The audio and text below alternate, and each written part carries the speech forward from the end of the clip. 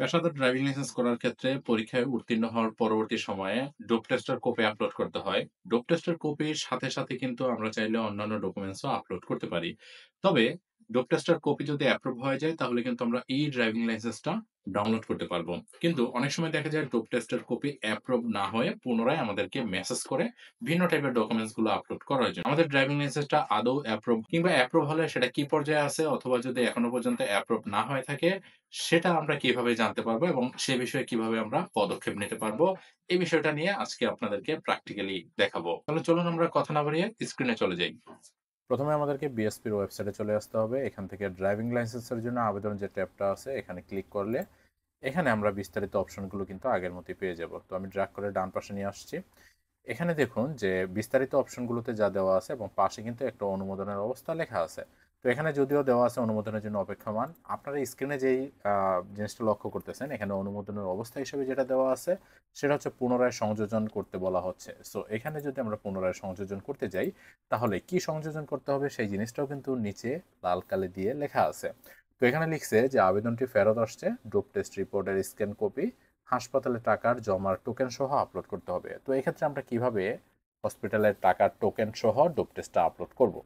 তো dope test upload করার জন্য আমরা যেহেতু প্রথমবার শুধুমাত্র ডোপ টেস্টের রিপোর্টটা আপলোড করেছিলাম, বর্তমানে আমাদেরকে ডোপ টেস্টের যেই টাকার জমার রসিদটা আছে সেই রসিদ সহ হচ্ছে রিপোর্টের কপি আপলোড করতে হবে। সেক্ষেত্রে একটা পিডিএফ এর মধ্যে প্রথম পেজে আপনি টাকা জমার যে রসিদগুলো আছে রসিদগুলো আপলোড করবেন এবং সেকেন্ড যে পেজটা থাকবে সেই পেজের ভিতরে হচ্ছে আপনার টেস্টের যে রিপোর্টটা আছে সেই রিপোর্টটা আপলোড করতে হবে। আমি যদি আপনাদেরকে প্র্যাকটিক্যালি একটু দেখাই, এখানে আমার ২ টা পেজ আছে। সো প্রথম পেজে দেখতে পাচ্ছেন যে আমি এখানে টাকার জমার রসিদ দিয়েছি এবং সেকেন্ড যে পেজটা আছে এই পেজের ভিতরে ডোপ টেস্টের রিপোর্টটা দিয়েছি। সো আপনি চাইলে মোবাইলের ক্যাম স্ক্যানার দিয়েও হচ্ছে এই জিনিসটা করতে পারেন। তবে অবশ্যই ৬০০ কপির নিচে কিন্তু ফাইলটা হতে হবে। তো এই জিনিসটা আপলোড করার সিস্টেমটা হচ্ছে আপনি কি করবেন, এখানে যে পুনরায় সংযোজন অপশনটা থাকবে সেই পুনরায় সংযোজন অপশনে ট্যাপ করবেন এবং একদম নিচে চলে গেলে কিন্তু আপনি সেখানে ডোপ টেস্টের রিপোর্টের যেই অপশনটা আছে সেখান থেকে শুধুমাত্র আপনি এই ফাইলটা সংরক্ষণ করে দিবেন। তাহলে কিন্তু আপনার জিনিসটা এখানে আপলোড হয়ে যাবে। তো আপলোড হওয়ার করার সময় অবশ্যই আপনি সেখান থেকে শুধুমাত্র সাবমিট দিবেন, হ্যাঁ? যেহেতু আমি আপনাদেরকে এখানে একটু দেখাতে পাচ্ছি না, আমি যেহেতু অলরেডি আপলোড করে ফেলছি।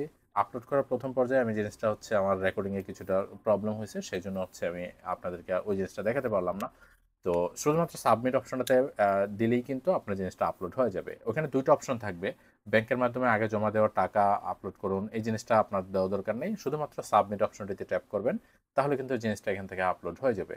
তো যদি কোনো ধরনের আপলোড করতে আপনার কোনো প্রবলেম হয় তাহলে অবশ্যই কমেন্টস করে জানাবেন। আমি আপনার মূল্যবান কমেন্টসগুলো উত্তর করার অবশ্যই চেষ্টা করব। তো আজকের ভিডিওটা এ পর্যন্তই। পরবর্তী ভিডিও দেখার আমন্ত্রণ জানিয়ে শেষ করছি। আসসালামু আলাইকুম।